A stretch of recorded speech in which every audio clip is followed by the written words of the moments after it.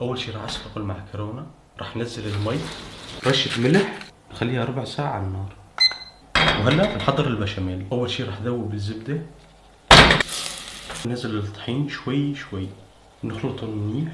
الخطوه اللي بعدها بننزل الحليب تدريجيا، بنضل نحرك باستمرار لبين ما يثقل القوام. رشه ملح، فلفل اسود، وشويه من جوزة الطيب. خلطه سريعه، هذا هو القوام المطلوب. نقطع شويه بصل، بدنا كمان كم سن توم، زيت زيتون، وشويه زبده. ننزل البصل والثوم، نحركهم شوي. قطع صدر دجاج لمكعبات، وبنزل اللحمة، وبنقطع كمية منيحة من الفطر. وأول ما تستوي اللحمة بنزل الفطر، رشة ملح وفلفل أسود. بنجيب البايركس، أول طبقة بشاميل، وثانية دجاج، وآخر شي المعكرونة. بنحط عليها طبقة من الجبنة. وهلأ على الفرن.